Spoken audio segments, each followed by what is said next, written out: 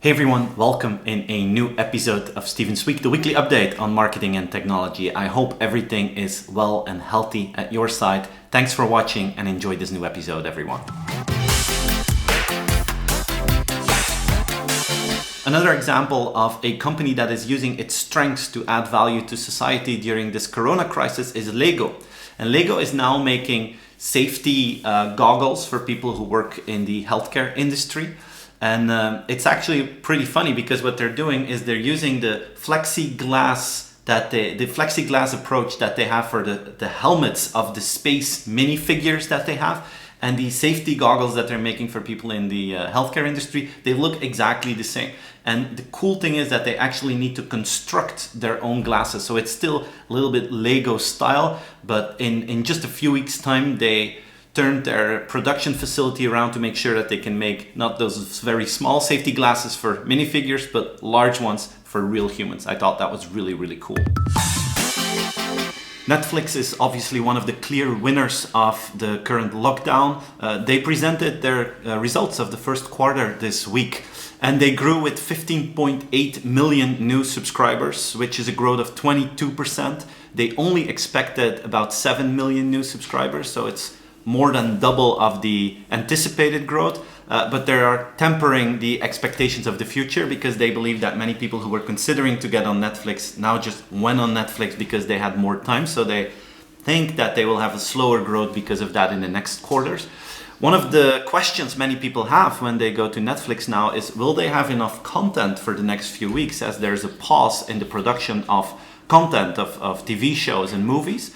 But apparently they are very well prepared and their pipeline is filled way ahead of time. So they are convinced that they still have a load of new originals, Netflix originals, until the end of 2021, which will be a competitive advantage in the streaming world. If some other players like Apple or Amazon don't have that production capability or pipeline ahead of them, it will be tough to compete with Netflix. So most of it's all good news for Netflix. Facebook invested this week $5.7 billion in the Indian e-commerce and online services platform Jio.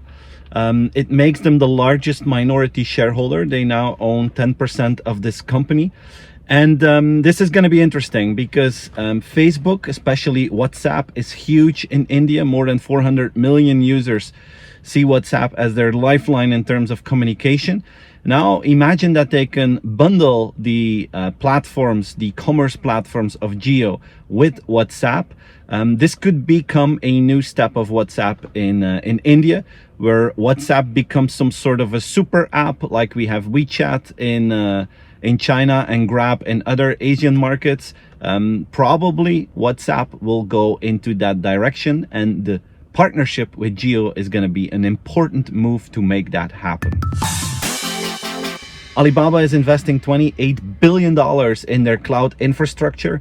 Alibaba is already huge in terms of cloud services in China. Now they want to move beyond China and start a battle with the US players that are strong in cloud, like Microsoft, Google, and Amazon.